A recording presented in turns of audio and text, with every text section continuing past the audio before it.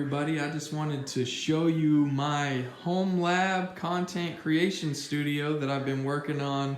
Really, this has been a work in progress, and I recommend anybody out there who's going to be teaching or even learning to have a dedicated space to do this.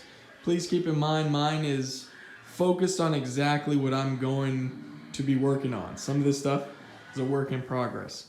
So this is a desk that can go up and down using electricity. So I can, there's a button here I can select and it goes up and down. The reason I like that is sometimes I like to stand up while I'm working, and sometimes I like to stand or sit down. So usually when I'm making content, if it's not a live stream, then I will be standing up. If it's a live stream and it's gonna go a long time, I'll be in this orientation so I can sit down. I did just get a new HP monitor here. This is a 24-inch, so it's nice and clear. Right now, I've been in the process of actually studying for the CEH, which is the Certified Ethical Hacker exam. So I'm in a, more of a relaxed position. But if I wanted to start recording live, I would lift this up. You can see my wife and I, we've been working on how we can make this space look a little bit cleaner and a little bit sleeker. And I had this huge green screen. She had the idea to go ahead and cut a piece of it that's around my head and my torso so that I could remove my background while I'm recording and have whatever I want in my background. So that's good to have there. So right here I have a Blue Yeti USB mic that goes right into my Surface Book 2, which by the way has been an amazing content creation system, and it's mobile. Here's a Logitech camera that I use occasionally on this side of the room where I'll have I'll have a table set up where I'll have a small switch or a router to show live what that looks like.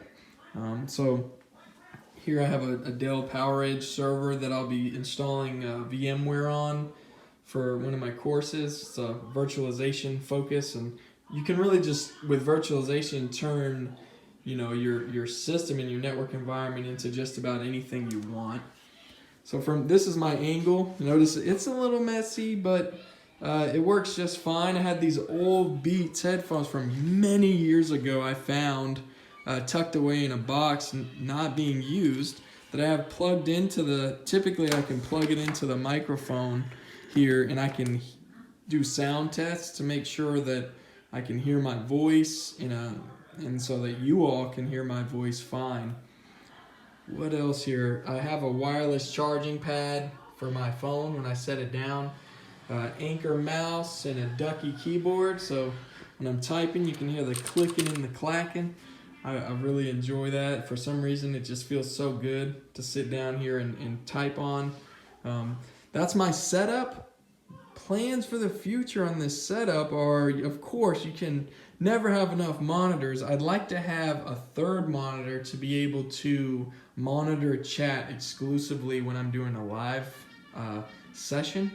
I would like to have a standalone desktop to do content creation with.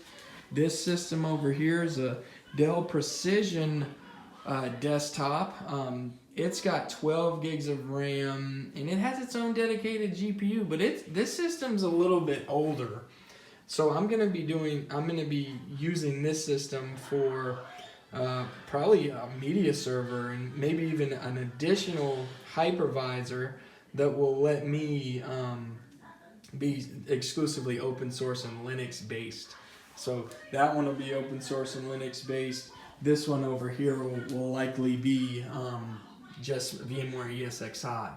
That way I can have a diverse environment for my own learning, but also for content creation. So I recommend this type of format for your environment if you are looking to build a learning lab at home, that you also format it for creation. Because even if you didn't create videos for the world or to post online, you could create audio recordings for yourself.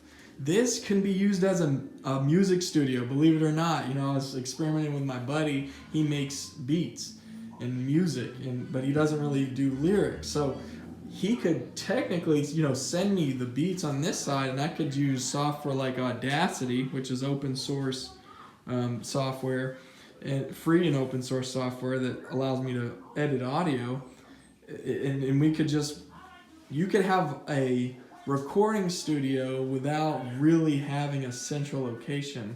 That's important, especially during these times. So I hope this quick little tour of my content creation studio and home lab has been educational for you. If you have any questions, go ahead and shoot a comment below or join the Discord, and I can help you get one up and going, maybe even help you get your hands on some equipment, because I have some stuff around here that I'm not using. All right, we'll see you all in the next video.